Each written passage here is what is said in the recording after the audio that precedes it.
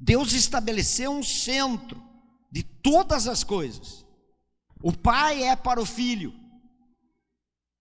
O Filho, o Senhor Jesus Cristo, que é o Filho, no princípio era o Verbo, e o Verbo estava com Deus, e o Verbo é Deus.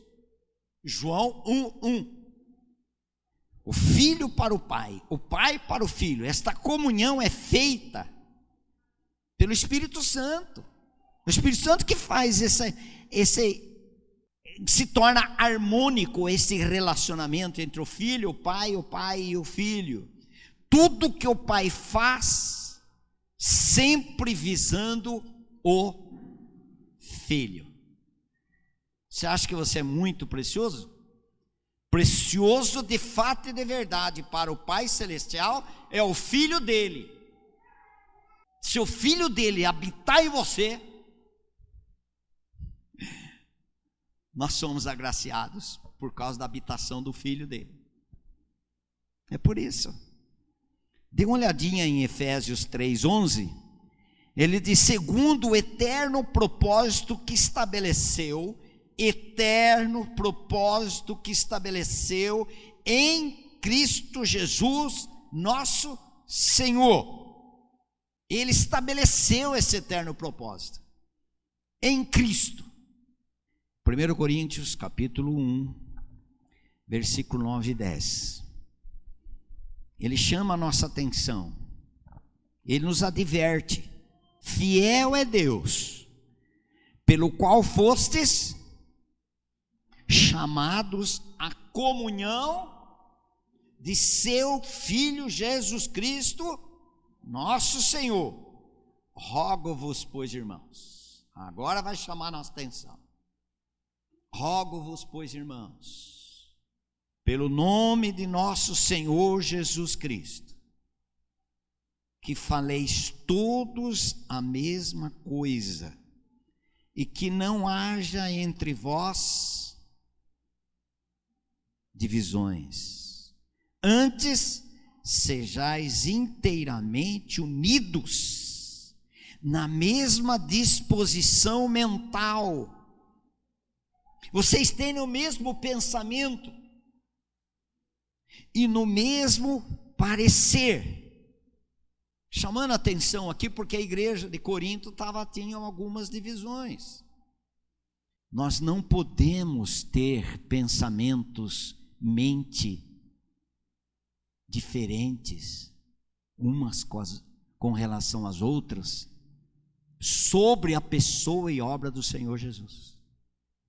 O centro para nós é Cristo. Não caminha. É o mesmo propósito de conhecer Jesus Cristo, conhecer a obra do Senhor Jesus Cristo e se relacionar, que isso seja tornado uma realidade no nosso dia a dia. Em 1 Coríntios ainda 1, versículo 30, fala a centralidade da pessoa de Cristo. Mas vós sois dele, do Pai, mas vós sois do Pai, dele, o Pai, em Cristo Jesus, o Senhor Jesus Cristo, o qual se nos tornou da parte de Deus. Ele, o Senhor Jesus Cristo, se tornou da parte de Deus para cada um de nós, ele se tornou da parte de Deus, o quê? Sabedoria, justiça, santificação e redenção, preço pago. Ele, o Senhor Jesus Cristo, se tornou para cada um de nós da parte de Deus. Lúcio, o que você realmente está querendo? Eu estou querendo que a gente conheça, cada um de nós conheçamos mais o Senhor Jesus Cristo. É essa a minha intenção hoje à noite. Conhecer o Senhor Jesus Cristo. Deste relacionamento vai frutificar toda a área das nossas vidas. E se nós não começarmos por aí, nós vamos ser religiosos, caçadores de bênção, buscamos a Deus para resolver problemas pessoais, somente isto. A hora que Ele resolver, o nosso interesse vai murchar, enfraquecer, nós vamos perder o interesse. É fio de cabelo entre cristianismo e aparente cristianismo, chamado religião. Religião, a busca de Deus pelo homem, por aquilo que Deus pode favorecê-lo. Cristianismo, Deus buscando o homem para que ele trabalhe nesse homem e esse homem responda a todo o propósito dele. É o inverso. É totalmente o inverso. Por isso que eu fiz aquelas perguntas no início. Tem tudo a ver com aquilo que eu ia falar. Vamos voltando lá. Fomos chamados para sermos tudo para Deus. Nós fomos chamados para sermos tudo para Deus. Porque o Filho de Deus, é tudo para o Pai. E os filhos que têm a habitação do Filho, têm o mesmo desejo do Filho.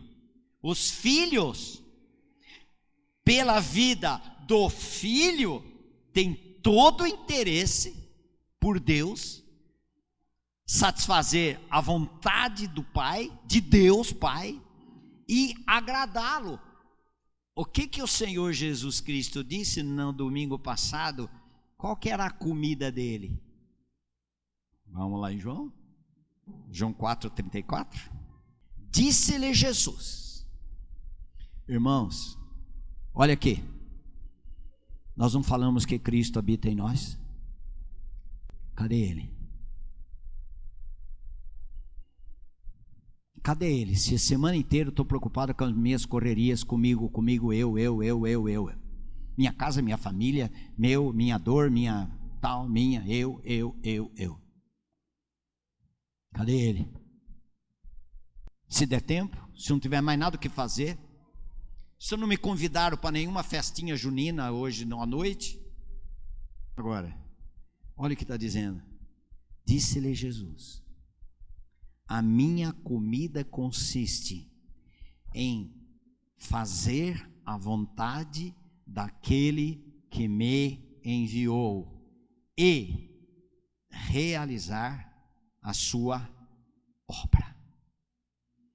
Qual tem sido a minha e a sua comida de segunda a sábado? Aí você pode dizer: olha, espiritualmente estou comendo muito salgadinho. Sabe aquele negocinho de salgadinho? Aquele negócio não alimenta, mas atrapalha, mata a fome, mas faz um mal danado. Estou comendo salgadinho, estou comendo porcariada, estou deixando de comer arroz, feijão, comer coisa sólida. Estou deixando, espiritualmente estou falando, claro. Mas sabe o que é espiritualmente coisa sólida? É a receita que o Senhor diz para nós: a minha comida é fazer a vontade daquele que me enviou, do meu Pai. Esta é minha comida. E tem outra coisa, a primeira é fazer a vontade daquele que me enviou. Quem te enviou? O Pai. Então, fazer a vontade do meu Pai. E a segunda? Realizar a obra dele. Servir a Deus não é quanto nós trabalhamos para Deus. Servir a Deus é quanto nós temos sido trabalhado por Deus. E quanto nós colocamos as nossas vidas para ser trabalhado por Deus, vai causar um resultado do relacionamento, do trabalhar dele em mim e você, para a glória dele. Mas nós somos tão egocêntricos que nós queremos. E para mim o que sobra, hein? Não vai ter nada para mim, aí que está o meu e o seu problema. O que diz Romanos 11:36? Porque dele, por meio dele e para ele são todas as... Quantas coisas? Todas as coisas. As coisas incluem o nosso trabalhar, nosso dia a dia, nossa labuta no dia a dia. Claro. Em casa, fazer compra. Claro. Pagar as contas. Dele, por meio dele e para ele. Todas as coisas. Mas a gente pensa, dele, por meio dele e para mim. E para mim. Qual a bênção para mim? Quanto ele vai resolver aquela questão minha, particular, pessoal? Pode deixar, ele não esqueceu de você, não. Ele nunca esquece de ninguém. Oh, amigo, muito presente. Quando pode o mundo inteiro virar as costas, parente não se importar, parente não está sabendo, não se importar, não saber, não ligar, mesmo está sabendo, não está ligando, mas este amigo de verdade, e nunca te deixarei, jamais te abandonarei. É isso que ele diz. É isso que ele diz. Vamos voltar lá. Atos 20, versículo 24. Olha que preciosidade esta palavra. Porém, em nada considero a vida. Porém, em nada considero a vida preciosa para mim mesmo. Olha que coisa, irmão. Eu não vou importar da gente voltar, remoer. A gente bota uma comida gostosa na mesa, na boca, você fica mastigando, você parece que você não quer engolir, que quando é tão saborosa, tão gostosa, você fala assim que eu não vou nem engolir, porque está tão gostoso esse negócio aqui. As coisas, a palavra de Deus, às vezes tem que remoendo, comendo de novo. Porém, em nada considero a vida preciosa para mim mesmo. Esse daqui, para muitos de nós, em muitos momentos, é um gosto amargo. Por que amargo? Por que a palavra de Deus, em muitas ocasiões, ela fica amarga para nós? Não é doce como o mel, o destilar dos favos. Porque ela contraria tanto o nosso padrão de vida, que vai machucar a gente. E isto é o trabalhar da cruz. Se não ferir, não haverá cura. Se não houver morte do pecador, não haverá vida dentro desse pecador. Porém, em nada considero a vida preciosa para mim mesmo, contanto que complete a minha carreira e o serviço ou encargo, ministério que recebi do Senhor Jesus para testemunhar o evangelho da graça de Deus. Mas isso daí é Paulo, não é só para Paulo, não. Para todos aqueles que foram alcançados como Paulo foi. Não, em nada considero a vida preciosa para mim mesmo, contanto que... Então, mas eu considero preciosa, mas não para mim. Mas ela é preciosa? É, sim, contanto que complete a minha carreira. E eu, ministério, você pode trocar aí por serviço. Ministério é serviço, ministério é encargo, que recebi do Senhor Jesus para testemunhar o evangelho da graça de Deus. Quem pode dizer aqui que não foi chamado para ser testemunha? E sereis minhas testemunhas, tanto em Jerusalém, Judéia, Samaria e até os confins da terra. Eu e você somos testemunha de Cristo, quando Ele foi crucificado, nos incluiu na sua morte, ele foi ressuscitado e nos ressuscitou juntamente com ele, e ele agora vem viver no interior de todos aqueles que foram salvos. Todos aqueles que foram salvos. Você não tem esse testemunho para dar para este mundo? Então, porque você não é nova criatura. Se você não tem esse testemunho, porque você ainda, claro, como vou testemunhar uma coisa que eu não experimentei? Mas quem experimentou, ele tem um testemunho, tem esse encargo. O Senhor já não disse: ide por todo mundo e pregai o evangelho?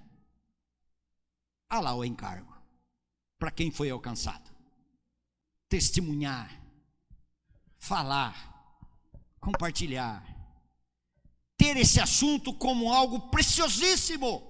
Sentou numa mesa, ficou meia hora ali, falou sobre o quê? Mas não tem um assunto daquilo que é do céu. Por isso que a gente vive na terra aqui vazio. É uma vida vazia. Não tem sentido.